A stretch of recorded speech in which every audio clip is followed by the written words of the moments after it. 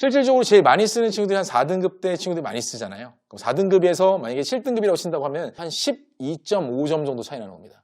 한 문제 조금 넘게 차이 나는 거죠.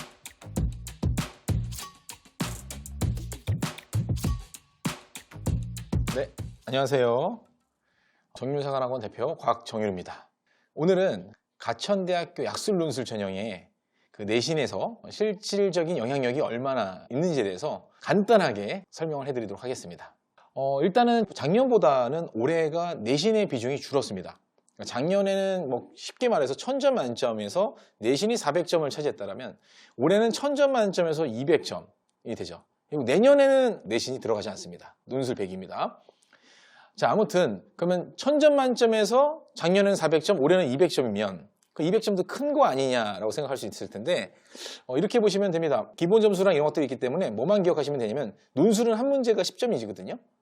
그리고 가천대 약술논술 전형에서 내신은 각 등급당 몇 점씩을 주는지, 몇 점씩이 까이는지 이 정도만 기억을 하시면 되거든요.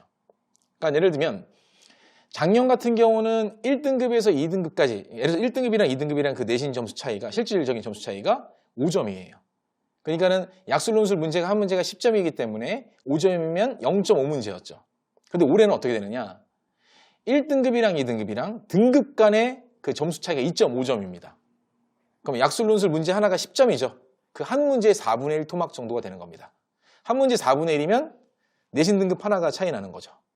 여기서 또 재밌는 포인트가 하나 있는데요. 작년 같은 경우는 7등급에게 이제 페널티를 많이 줬습니다. 그러니까 6등급까지는 5점씩 까여요. 1등급에서 2등급 5점 까이고 2등급에서 3등급까지 5점 까입니다. 즉 6등급까지는 5점 까이는데 7등급까지는 45점을 깎았어요. 작년에는. 그 소리는 뭐겠어요?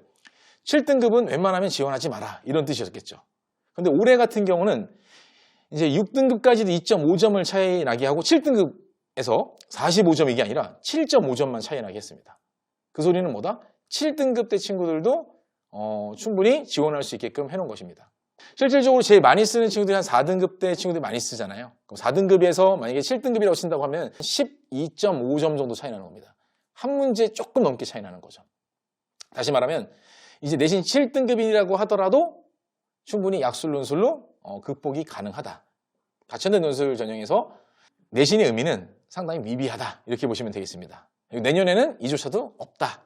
내년에는 논술 100이다. 이렇게를 이해해 두시면 되겠습니다. 다시 한번 정리를 한번 해보겠습니다. 가장 중요한 건 1000점 만점이네 몇 프로 반영이 하네 다 필요 없습니다. 다 필요 없고요. 그냥 각 등급당 몇 점씩 까이느냐. 1등급에서 6등급까지는 2.5점씩 까이고요. 6등급에서 7등급은 7.5점을 깝니다. 그리고 머릿속에 하나 기억해야 될 것은 한 문제당 약술논술 문제 한 문제당 몇 점이다?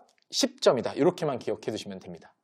그러면 충분히 이번에 올해 같은 경우는 3등급, 4등급, 5등급, 6등급, 7등급 친구들도 다 지원해서 충분히 약술논술 시험을 잘 본다면 합격의 가능성이 열려 있다. 이렇게 보시면 되겠습니다. 그리고 2학년 친구들은 내신이 없다. 그렇게 보시면 되겠습니다. 자, 오늘 이렇게 가천대 약술논술 전형에서의 그 내신에 대해서 한번 내신의 실제 영향력에 대해서 알아보았습니다. 네, 감사합니다.